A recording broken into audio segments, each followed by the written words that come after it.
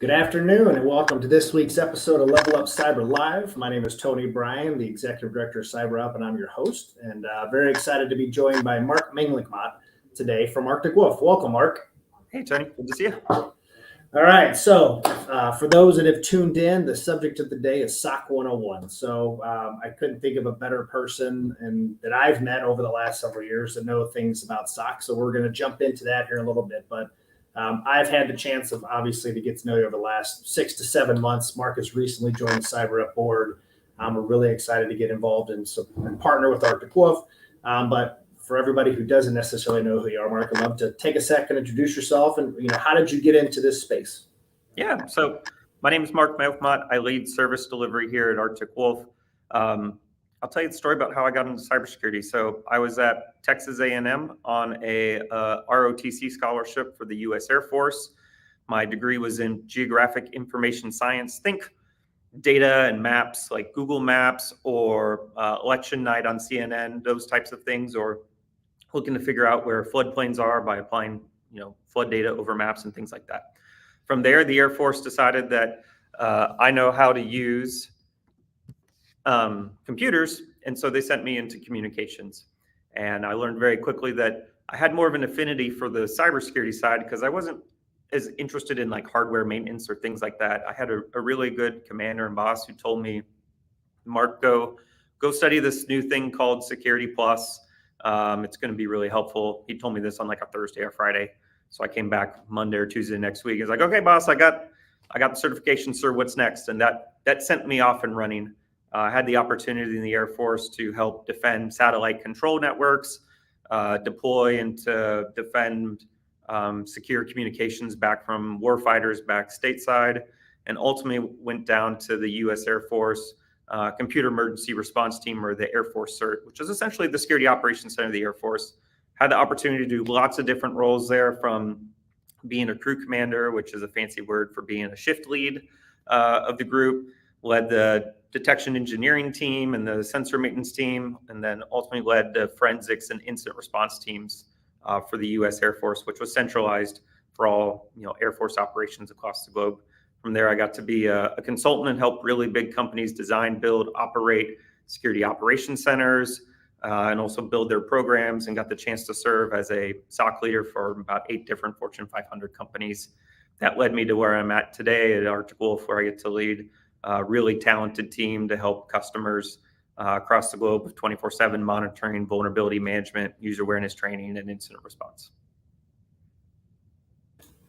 So you've been busy. You've done a few things over the years, and you got it figured out, which is awesome. It's the military, regardless of branch, right? Because each of them now have their own kind of cyber protection teams that are part of it. It really is an incredible way to gain skills, and I think it's one that isn't talked about nearly enough. We talk about college and boot camps and apprenticeship programs like CyberUp, but there is the military and the DoD, or a good farm system for a lot of smart, bright people like yourself over the years to really jump into it. We didn't want to assume, right, as we kind of laid the foundation and kind of talked about how we were here, we didn't want to assume people's starting point of where things were. So we're going to start at the very beginning and really ask the most basic and simplest of question, like, what is a security operations center? What does that mean? What does that mean to me? Yeah, so Security Operations Center is really core to any company's not only IT program, but also their risk management program for the whole company, not just IT risk, but the whole company business risk. And a Security Operations Center is a team that monitors the company's environment, from the workstations to the Active Directory where the email servers are, to routers and switches, to the firewalls, to the cloud.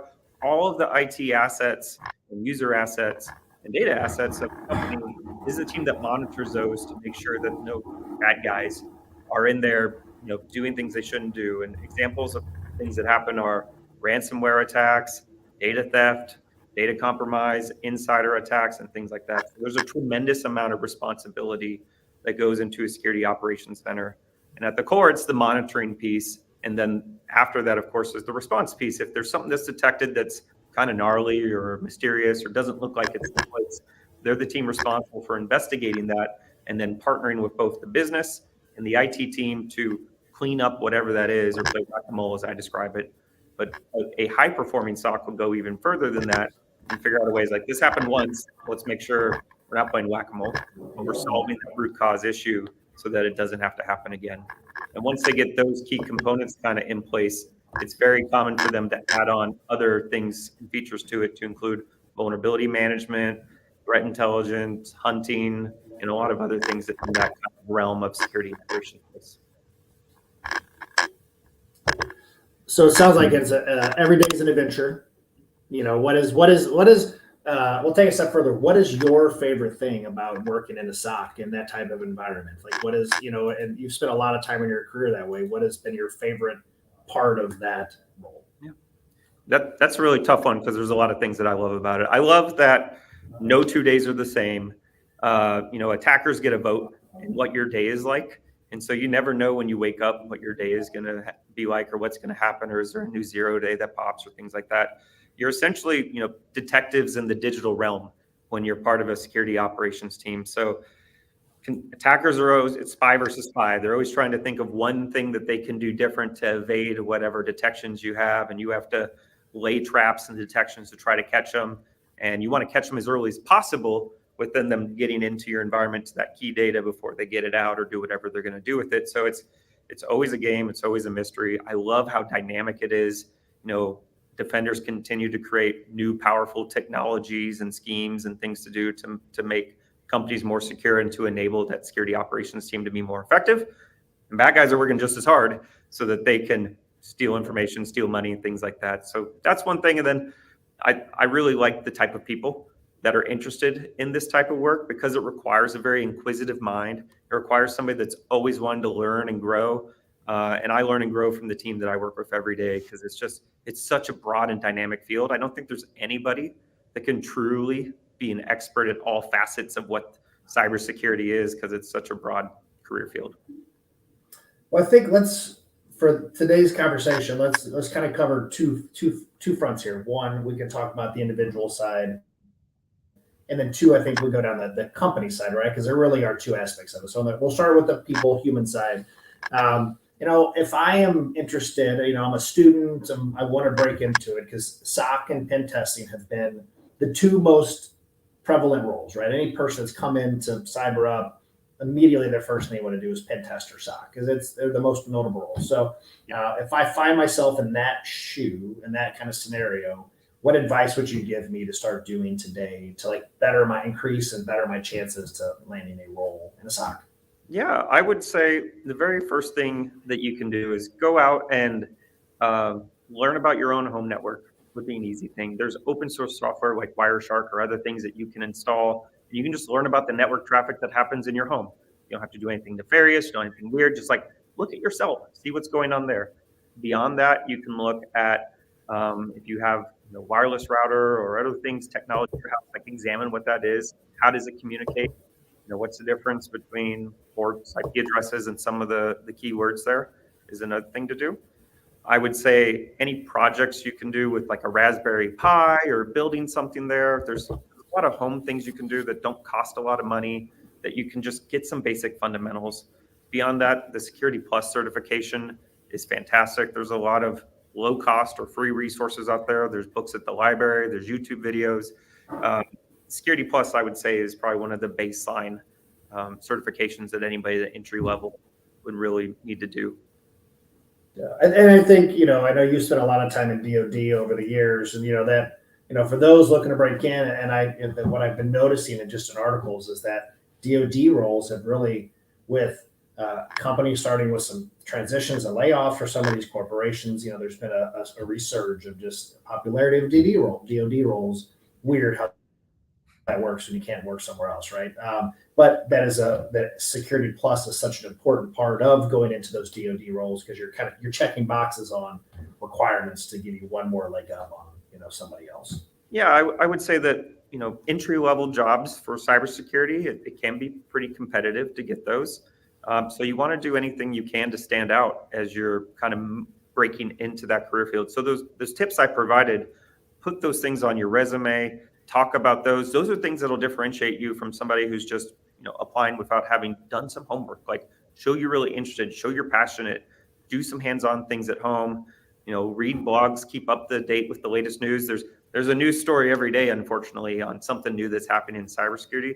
Be able to talk to those as you're going through, an interview, and show that you're passionate about this. And as you do an entry-level interview, it's really about, being passionate and then, aptitude to learn. And if you've demonstrated that through those exercises I described, then you're going to check both those boxes and be a real viable candidate. So, in preparation for today, we talked a little bit about Arctic Wolf, right? And you guys are a well-known, industry recognized, that like there aren't many people that are in this space in the InfoSec community that don't know who Arctic Wolf is. So, your situation is different for job applicants, right? Like you said you're getting 100 plus resumes per role, especially for entry level.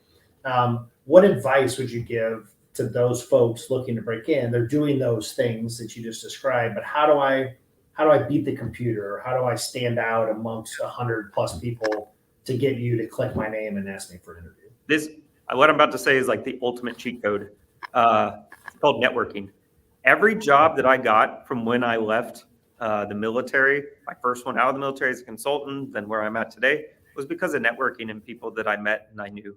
So you can't just do the things I said and expect everything to work out. You need to leave the house. You need to go look at clubs and activities. If you're in school, even in high school, there's clubs oftentimes at a local level you can do for cyber competition teams, computer science skills, anything in the IT realm will be really helpful.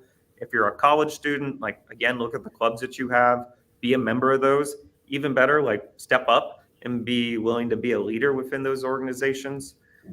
If you're even trying to break into IT and security from some other career field, there are often local networking events you can go to for IT meetups or things like that. So make connections and then use those as well. The other thing I'll say kind of along the same line is don't be shy. Use LinkedIn. It is a fantastic resource for networking. That's basically the whole point of it.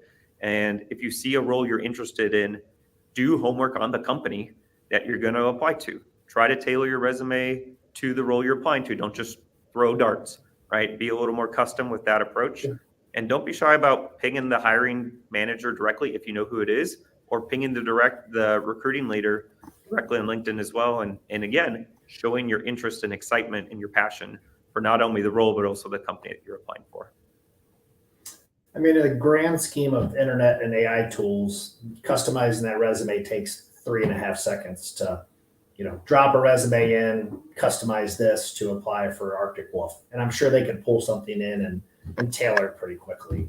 And all great advice. And it's kind of take that a step further. Not every community is created equally in terms of meetups. I know here in St. Louis, our meetup scene's kind of gone pretty poor. Has diminished quite a bit post-COVID. But the majority of communities are going to have an OWASP chapter. They're going to have an ISACA chapter, an ISD squared chapter. Yeah. Any major city is going to likely have an InfraGard group that you can join. InfraGard's fantastic, right? St. Louis has a really positive and active InfraGard group. So some of those are consistent within that market. And there'll be other ones, right? That'll be more specific. I know if you're on a military installation, you've got National Defense Transportation, NDTAs, your FCAs are amazing, Armed Forces Communications Electronics Association. Is that right? That sounds right. I think so. You're in San Antonio, the home of FCA, the largest FCA chapter in the world, I think. Former board member Rick Lipsy, I think, has run that for quite a few years, and a great guy. So we got networking. We've got some advice on that. Any other kind of parting words before we transition to companies around just individuals? Is there any, you said Sec Plus, are there any kind of specific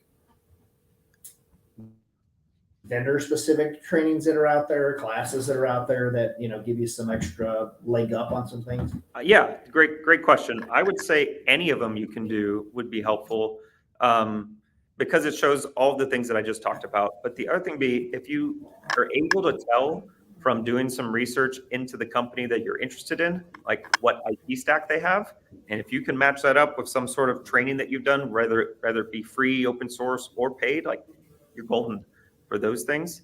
And then the final thing on generality, I'd say cloud skills are becoming really high in demand for everybody. The amount of training available is improving on that side, and the amount of people taking it is improving, but there's still a wave to ride when it comes to leveling up on cloud skills, and specifically cloud security skills, that would be applicable for almost any employer you go to, because it's really transferable. Even whichever one you learn on, being able to apply those to one of the other ones, it's not that much different. What is, I said I was going to jump to company after that, but I sparked one more question. It seems crazy to not talk about AI. Like, honestly, like those two letters, I feel like we're being inundated with those almost as much as Taylor Swift and Jason Kelsey and Travis Kelsey. I don't know. But AI is pretty popular. What are your what's your hot take? Like, is that something, if I'm going to school to learn this, should I be prioritizing AI in some of the stuff, or how much time should I be kind of committing to my learning journey for that? Well, Tony, my hot take is you mentioned Taylor Swift and AI to make sure that everybody found this. That's a Swiftie out there. They'll catch this video. So that wasn't intentional, but hey, we'll take it, right? I'm just so happy to hear that she could get back from Japan to attend the Super Bowl. I'm like, I don't know what I was going to do if I didn't get to see her on every time he touches the ball. So as long as Jason's there, shirtless, howling right next to her, it'll be a good time. But Perfect. Anywho, on AI, I think at an entry level, there's not a high expectation that somebody has, AI skills, which really, if you're building AI models, you're a statistician, you're looking at machine learning models, like that is a high level of sophistication and skill that's needed. But even being able to say that you've used tools and are learning how to interact with them through the prompts, like it's worth being able to say that. ChatGPT, Midjourney, even things on graphics, but having a familiarity is helpful. But just be clear, like an expectation to be a pro user or beyond that is not something that's needed for an entry level. I can tell you cybersecurity vendors and companies out there are all in on figuring out how to apply this, because like I mentioned earlier, attackers are all in on figuring out how to apply these as well. We're seeing a huge increase in sophistication of phishing emails from attackers because they're dropping, could have been poor, broken English into AI models to help clean that up, to make it more sophisticated and trick people. So understanding some of those telltale signs and patterns is helpful as well. So yeah, it's not going away. It's moving very quickly from marketing hype into real application across a multitude of facets of cybersecurity and industries everywhere. So it's not going anywhere at all. I think we've scratched the surface and used it here and there, for writing purposes and improvement of like proposals and things like that. But not nearly to some of this deep fake stuff you're seeing, the voices, right? Like I was driving in today, listening to my morning radio show, and let's keep Taylor Swift in mind here, right? They had found an AI machine that they could type in words for her that used her voice and then said what she told it to do. And it was legit. Like it sounded pretty good. It's like there's a lot of deep fakes you could do, especially in the InfoSec space, where I do long term, especially for corporations in the world of pen testing. I think there's huge implications here, good and bad. Yeah, there's some real.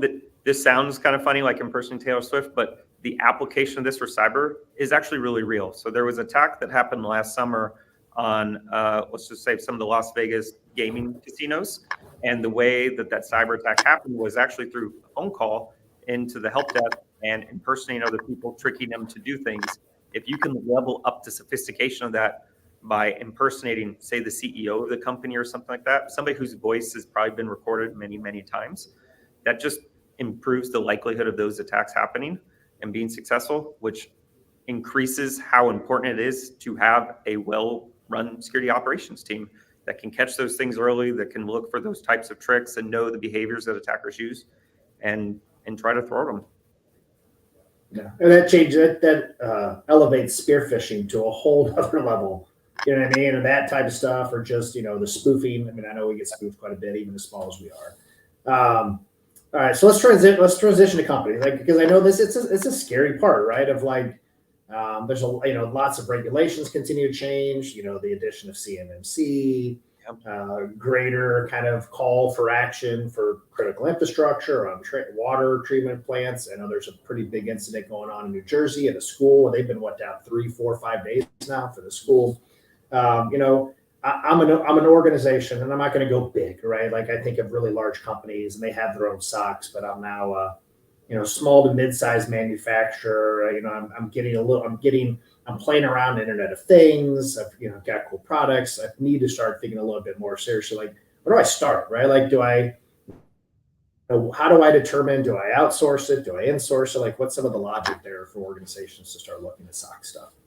Yeah, I would say I've had the benefit of talking to really small companies that the whole company's like a dozen accountants, all the way up to Fortune 5 banks to the government. So I've seen a lot when it comes into this area.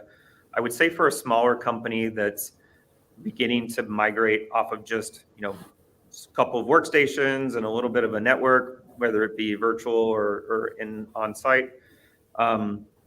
Typically you have maybe one IT person on the team, but they have to, provision accounts, keep the lights blinking green on things. And maybe they also have to like unload the dock or something like that. That's an example that I've seen before. And they don't have the time, the bandwidth, or probably the skill to actually launch or stand up a security operations center. But what you're relying on them on is to know what they need. And honestly, to build a true security operations center, it's pretty expensive. You need technology for your endpoint. You need it for your network devices. You need it for any cloud. And then you need something to pull all that data together, often called a SIM.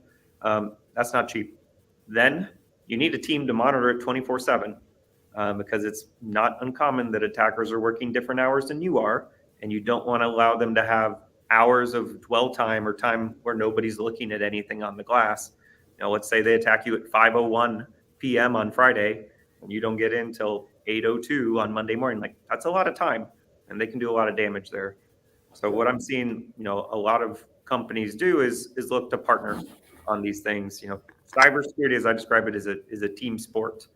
An amateur goes it alone, but a professional has a coach that's helping them. Even the professional, like tennis players that are out there, right? The best in the world, they still have coaches and trainers and advisors. Like cybersecurity is the same thing. You need to have a team to help you out. You should look at peers.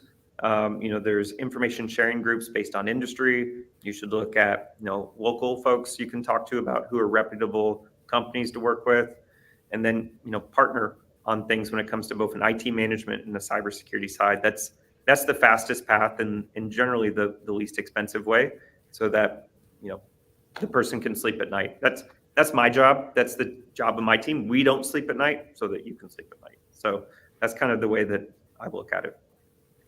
This is a little deviation here, but like I've always kind of heard the idea of like managed security services are really hard to sell to small to mid-sized businesses, because oftentimes, like the scenario you just described, like there's a single person who is supposed to know all the things, right? And now, so you come into the organization and you're trying to have a conversation around SOC or managed services, and a lot of times the words you're saying may go, right? So what or where could I go or turn to maybe really have a little, this show is a great first start, SOC 101, to ask some questions, but like, where is there a SOC how-to guide or kind of a basic kind of layout of, am I ready for a SOC? Are there things that I should do? Is there something like that to kind of sequence out what the right framework of how to do this? Sure. I can say that arcticwolf.com has resources available to figure out if a SOC is right for you, if it's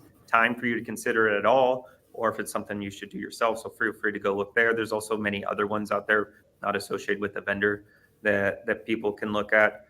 I can tell you, if you have, probably more than 10 employees, like it's time to start looking at this. Like if you have data that if it's gone or corrupted, like you're in deep trouble for the viability of the company. It's probably time.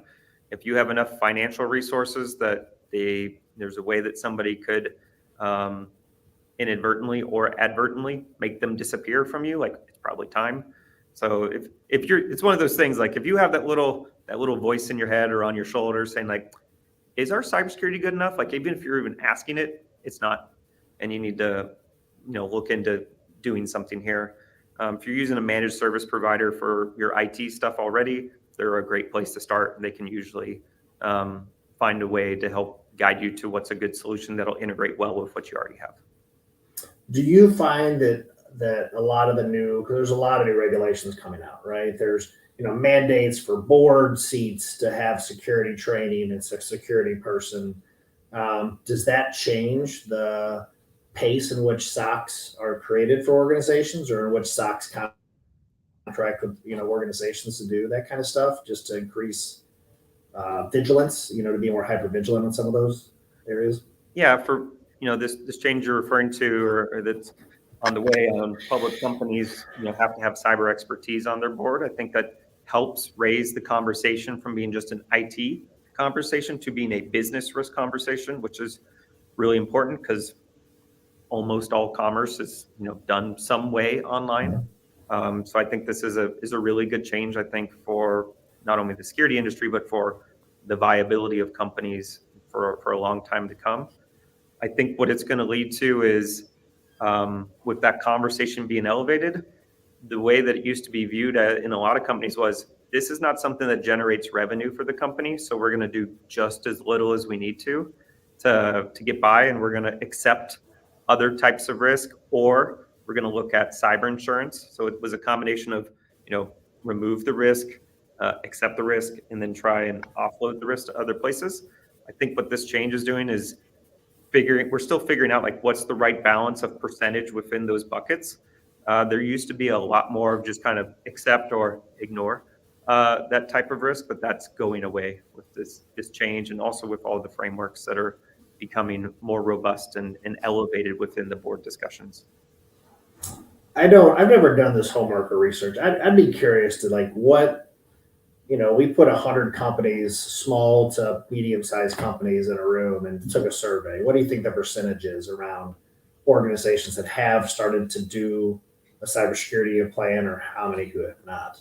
I don't feel confident in that answer. No, we've done something similar to that effect, and depends on where you draw the line of small, of course, but more than 50% of small companies don't have 24/7 security operations in place.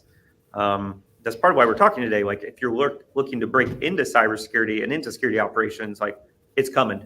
This need is here. It's immediate. The coverage, the addressable market is there, and they're going to need to address this one way or another. And it's most likely going to be through, partnering with somebody. So it's a great career field to get into, because there's small companies, more than 50% that haven't really fully addressed this concern yet. I mean, I know over the past couple years, post-pandemic, right, like numbers of job openings have decreased. I think, we talked a little bit before we hopped on it. We've saturated the market with people. With just entry-level people that between programs and degrees. And so now we're kind of, the market's correcting itself. But I want to caveat that we've saturated the market for today. I think long-term, all those people are needed. The problem is the jobs don't exist yet, right? There are so many jobs in small towns and small communities and school districts and county governments and city governments all across the country, and water treatment facilities and electric grids, right, that don't even currently exist. So how does the combo of that and legislature and rule change, you think, have an impact over the industry over the next 2 to 3 years? Yeah, I think we just talked about one of the big dominoes that needed to fall in order for this kind of order of operations to play out, which is, this has to be a top-down kind of change. IT folks have been trying to do this for a long time, bottom up, to get that change. But like I said, it was a cost center, not something that was viewed as something adding value or critical to the business. I think CISOs have gotten a lot more savvy on the business side than in the past. It used just to be the most technical person, but now it's somebody who has a better blend of those things. And part of the reason there's companies like Arctic Wolf and others is there's still difficulty hiring. Even if you're bringing on somebody like Arctic Wolf or one of the other credible vendors that are out there, you still have to have somebody on your team that can receive the call from us. We can communicate in the same language. So the jobs aren't going away at all. And I think having that first domino of the executive side at the board level, That's going to lead to the board wanting somebody that they can talk to that's at a minimum like a director of security with that actual title that they can hold accountable and responsible for these things. That person's not going to want to work alone. They're going to need to have other folks to help them to, tackle this cyber risk, because it's, we're talking about a specific part of it today on security operations, but it's a vast field. And like I said, nobody can know all of it. They're going to need to have their own team, and then they're going to need to have the team that's kind of operating in the shadows in the background of that 24/7 piece as well. So it's coming. It's here, but it's coming even more. So I feel really strongly that the cyber issue is not going away. Attackers get a vote. They're investing in AI as well, right? So this is not going anywhere. Yeah, there was this we'll call it an arms race, right? Who could get there faster to create the program? So we did, right? And I think I've soapboxed a lot in our circles, and I think this year a lot of things change in the sector, from rules and regulations to things that like organizations like CyberUp does. A lot of the initial apprenticeship grants are starting to go away, and like I think that we're at a really interesting crossroads in 24. Sprinkle a little bit of spice from an election and some other stuff in the year to really kind of gussy up the narrative here. But there's a lot of opportunity, I think, for this one. I am. You opened a can of worms there. I mean, with the U.S. election coming up, having been in place for the last big one, and other actors, we'll just say, wanting to interfere in things tangential to the election itself. Like this is an important year. So it's important for companies to look at their cyber risk and make sure they're doing what they need to do internally, partnership, reducing risk, and all of the different ways that are possible there. Yeah. All right. So last question everybody gets is, what advice would you give to those looking to level up their cybersecurity careers? Oh, I love this one. When I meet with my team, one of the last questions I ask them is, who cares more about your career than you? And the answer is nobody. Nobody cares about your career than yourself. So always invest in yourself. Do something every month to make yourself better. There are books out there on both leadership, on cybersecurity, on case studies. Like, take a look at one of those.